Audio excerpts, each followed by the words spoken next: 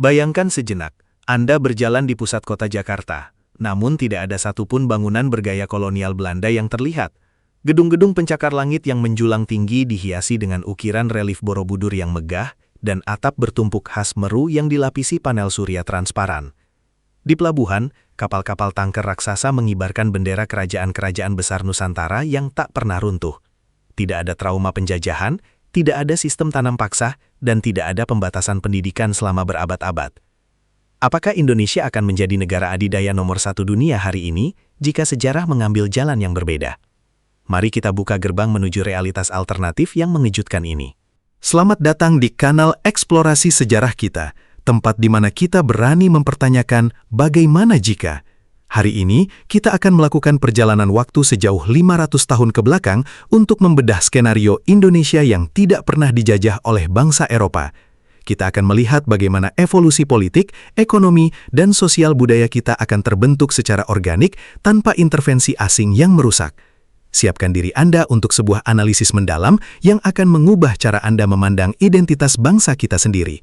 Jangan lupa untuk menyimak hingga akhir karena kita akan memprediksi posisi Indonesia di peta kekuatan dunia tahun 2024 dalam skenario ini. Titik balik pertama kita dimulai pada abad ke-16, saat bangsa Portugis dan Belanda pertama kali menginjakkan kaki di perairan Maluku.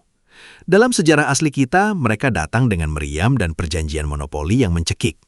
Namun, dalam skenario alternatif ini, bayangkan jika kesultanan-kesultanan di Nusantara memiliki persatuan militer laut yang tak tertandingi. Aliansi antara Kesultanan Demak, Aceh, dan Goa mampu memukul mundur setiap upaya monopoli dagang dengan kekuatan diplomasi bersenjata. Nusantara tetap menjadi pasar bebas internasional, di mana pedagang dari Arab, Tiongkok, India, dan Eropa harus tunduk pada hukum lokal dan membayar pajak yang adil kepada penguasa pribumi. Tanpa monopoli VOC, kekayaan alam Nusantara, terutama rempah-rempah, tetap berada di tangan para sultan dan pedagang lokal. Emas, cengkeh, dan pala mengalir keluar, namun modalnya kembali untuk membangun infrastruktur pendidikan dan militer di dalam negeri. Kita akan melihat munculnya universitas-universitas besar di pusat-pusat kerajaan seperti Yogyakarta, Banten, dan Makassar jauh sebelum abad ke-20. Para pemikir Nusantara mulai menyerap ilmu pengetahuan dari luar tanpa harus merasa inferior atau tertekan. Transformasi dari monarki absolut menuju monarki konstitusional mungkin terjadi lebih awal melalui reformasi internal yang damai daripada revolusi berdarah. Mari kita bicara tentang bahasa. Jika Belanda tidak pernah berkuasa, akankah bahasa Indonesia seperti yang kita kenal sekarang tetap ada? Bahasa Melayu mungkin tetap menjadi lingua franca, namun serapan kosakatanya akan jauh berbeda. Alih-alih kata-kata seperti kantor, handuk, atau sepatu yang berasal dari bahasa Belanda, kita mungkin akan lebih banyak menyerap istilah teknis dari bahasa Sanskerta, Arab, atau bahkan tetap menggunakan istilah asli daerah yang distandarisasi. Identitas budaya kita akan jauh lebih murni, tanpa ada perpecahan mentalitas antara budaya Barat dan budaya Timur yang seringkali membingungkan generasi masa kini. Sektor ekonomi dalam skenario ini adalah yang paling menarik untuk dibahas. Tanpa sistem tanam paksa yang menguras energi rakyat untuk kepentingan ekspor Belanda, pertanian Nusantara akan berevolusi menjadi agrikultur modern yang mandiri. Petani lokal akan memiliki hak atas tanah mereka sendiri dan mulai mengindustrialisasi pengolahan hasil bumi sejak abad ke-18.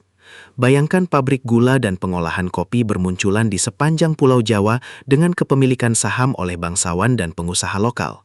Indonesia tidak hanya menjadi pengekspor bahan mentah, tetapi juga menjadi pusat pengolahan komoditas terbesar di Asia Tenggara pada masa itu. Bagaimana dengan struktur politik? Tanpa penjajahan, kemungkinan besar Nusantara akan tetap berbentuk federasi kerajaan-kerajaan besar yang saling terikat dalam fakta pertahanan dan perdagangan.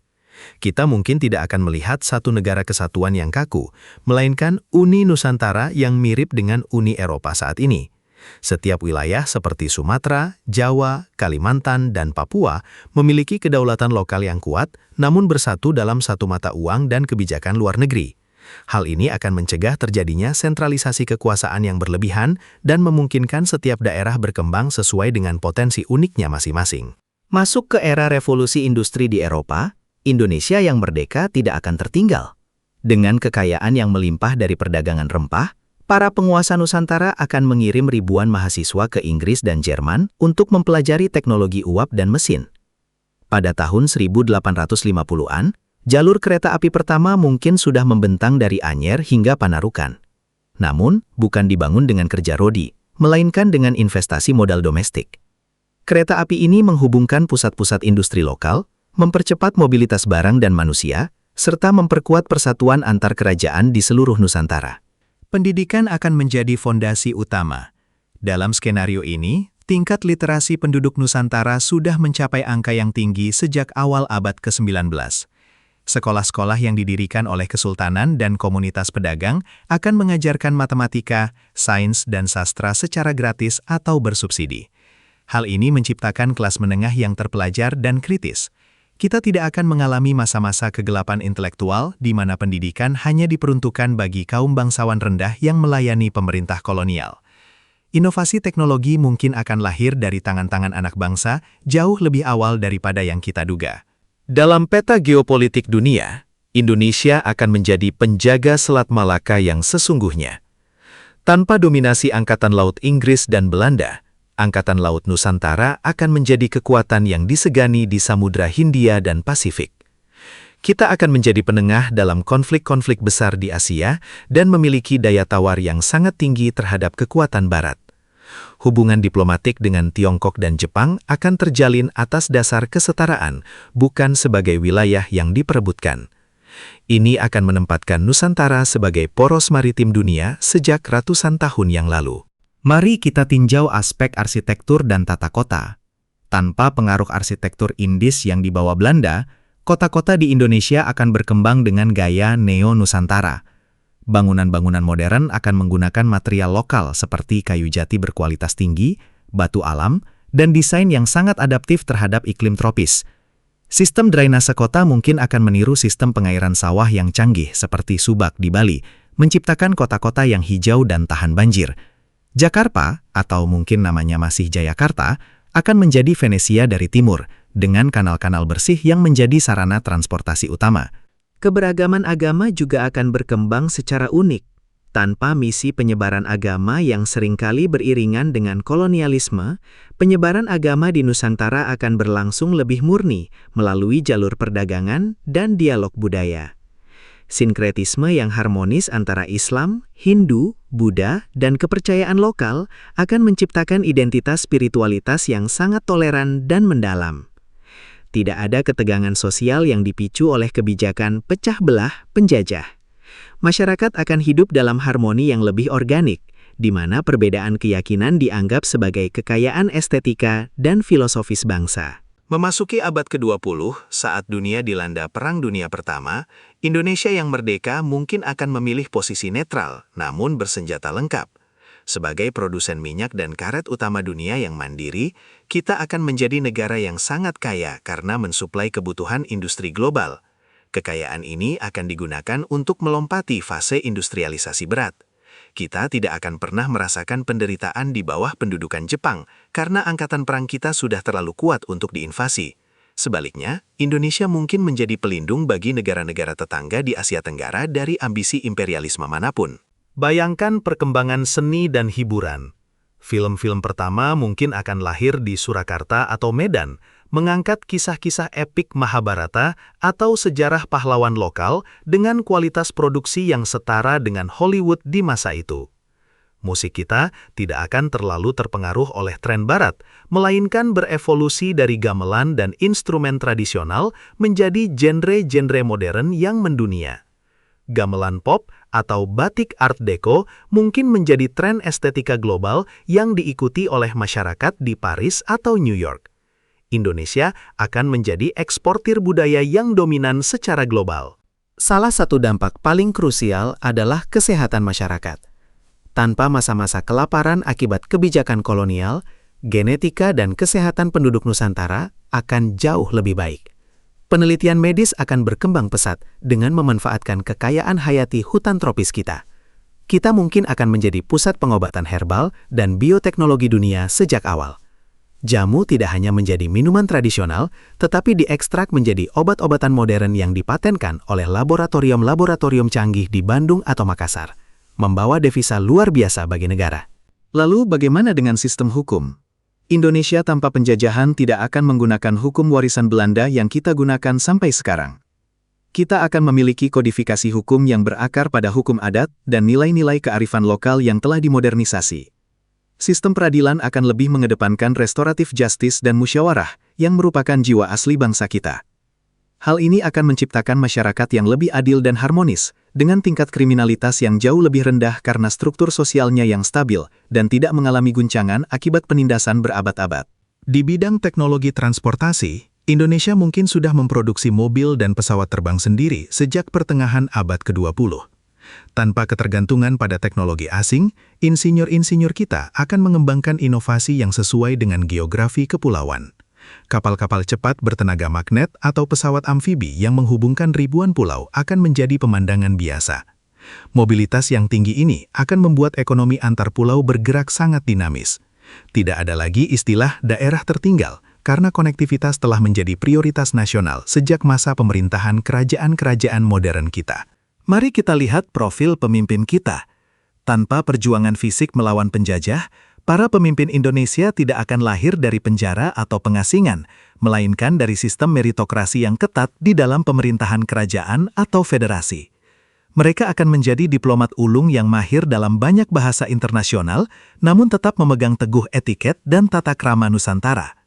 Kepemimpinan yang elegan, stabil, dan visioner akan membuat Indonesia menjadi negara yang sangat konsisten dalam kebijakan jangka panjangnya, tidak mudah terombang-ambing oleh perubahan rejim yang drastis. Dalam hal olahraga, Indonesia mungkin akan menjadi kekuatan utama di Olimpiade.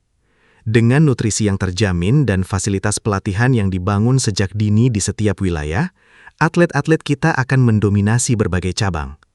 Tidak hanya bulu tangkis, kita mungkin akan menjadi raksasa sepak bola Asia atau bahkan dunia. Bela diri pencaksilat akan menjadi olahraga wajib di seluruh dunia, setara dengan kepopuleran karate atau taekwondo hari ini. Stadion-stadion megah dengan arsitektur ikonik akan tersebar di seluruh kepulauan, menjadi simbol kebanggaan dan sportivitas bangsa. Pengaruh kuliner Nusantara juga akan jauh lebih masif. Tanpa penyederhanaan rasa yang sering terjadi akibat adaptasi lidah kolonial, masakan Indonesia akan tersebar di seluruh dunia dalam bentuk aslinya yang kaya rempah. Restoran-restoran mewah di Paris atau London akan menyajikan rendang dan rawon sebagai menu paling bergengsi. Kita akan memiliki standar Michelin Guide sendiri yang diakui secara global. Kuliner akan menjadi senjata soft power yang sangat kuat, membuat setiap orang di planet ini mengenal cita rasa Nusantara dan ingin berkunjung ke Indonesia untuk merasakan pengalaman kuliner yang autentik. Namun, apakah semua akan menjadi indah? Tentu ada tantangan tersendiri. Tanpa musuh bersama seperti penjajah, persaingan antar kerajaan di dalam Nusantara mungkin akan berlangsung lebih lama. Perang saudara atau gesekan diplomatik antar pulau bisa menjadi hambatan bagi kemajuan. Namun, sejarah menunjukkan bahwa kebutuhan akan stabilitas perdagangan biasanya akan memaksa pihak-pihak yang bertikai untuk berdamai. Kepentingan ekonomi bersama untuk menguasai pasar dunia akan menjadi perekat yang jauh lebih kuat daripada sekadar rasa nasionalisme yang dipicu oleh penderitaan bersama di bawah penjajahan. Indonesia juga akan menjadi pusat inovasi energi hijau. Sejak awal, masyarakat Nusantara memiliki hubungan yang sangat dekat dengan alam. Tanpa eksploitasi besar-besaran oleh perusahaan kolonial, hutan kita akan tetap terjaga. Kita mungkin akan menjadi pelopor teknologi energi panas bumi dan tenaga air yang tidak merusak lingkungan. Pembangkit listrik tenaga arus laut akan dipasang di sepanjang selat-selat strategis kita, menjadikan Indonesia negara pertama yang mencapai kemandirian energi total tanpa polusi. Kita akan menjadi paru-paru dunia yang dihargai bukan karena kita terbelakang, tapi karena kita yang paling maju dalam teknologi ramah lingkungan. Dalam skenario ini, Papua akan menjadi pusat industri teknologi tinggi dan riset luar angkasa. Dengan lokasi yang strategis di dekat garis Khatulistiwa, Papua akan memiliki stasiun peluncuran roket tercanggih di dunia.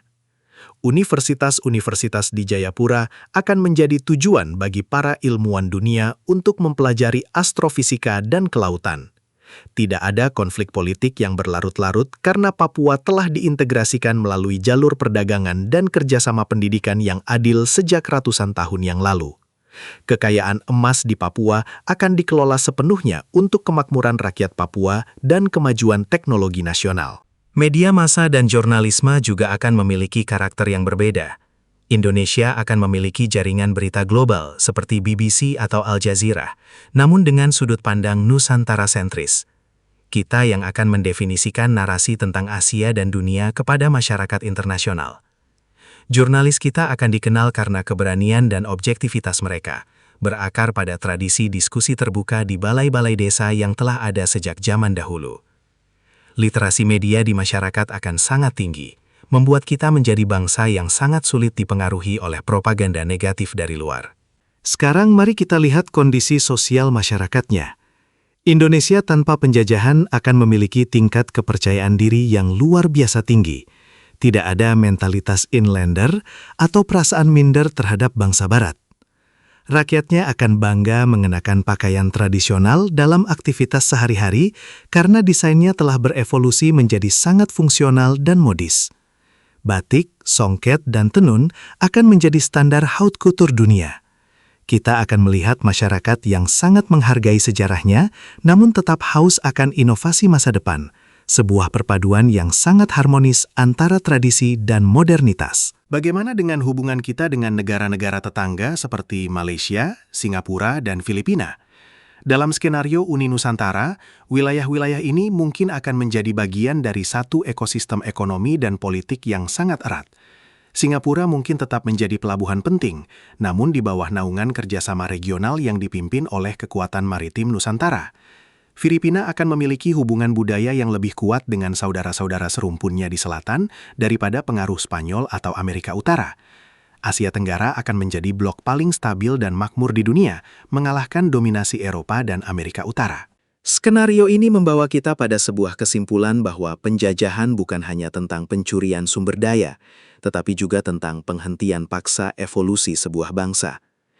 Jika kita tidak pernah dijajah, Indonesia mungkin tidak akan lahir sebagai satu negara republik melalui proklamasi 1945, melainkan melalui proses integrasi panjang yang lebih matang. Kita akan menjadi bangsa yang selesai dengan identitasnya jauh sebelum abad ke-21. Kekuatan kita bukan terletak pada perlawanan terhadap penindas, melainkan pada kemurnian kreativitas dan kecerdasan dalam mengelola kekayaan yang telah diberikan Tuhan kepada bumi Nusantara ini. Pada akhirnya, refleksi sejarah alternatif ini bukan bertujuan untuk membuat kita menyesali apa yang telah terjadi. Sejarah asli kita, dengan segala luka dan perjuangannya, telah membentuk karakter bangsa yang tangguh dan pantang menyerah.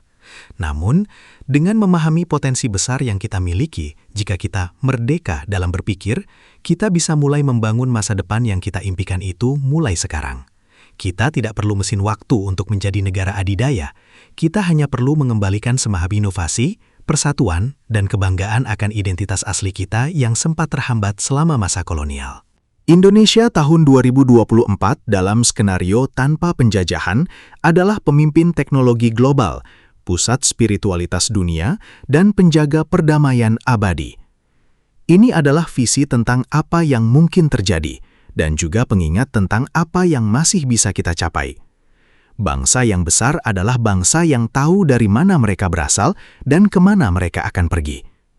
Mari kita ambil pelajaran berharga dari setiap jengkal sejarah kita, baik yang nyata maupun yang kita imajinasikan hari ini, untuk melangkah pasti menuju Indonesia emas yang sesungguhnya. Terima kasih telah menemani perjalanan sejarah alternatif yang luar biasa ini. Menurut Anda, bagian mana dari skenario ini yang paling mungkin terjadi jika kita benar-benar tidak pernah dijajah? Tuliskan pendapat Anda di kolom komentar, mari kita berdiskusi. Jangan lupa klik like jika Anda menyukai konten seperti ini, share ke teman-temanmu agar mereka juga berimajinasi, dan subscribe untuk update seru lainnya tentang misteri dan sejarah dunia. Sampai jumpa di video berikutnya, dan ingatlah, masa depan ada di tangan kita semua. Jangan lupa like and subscribe untuk update seru lainnya.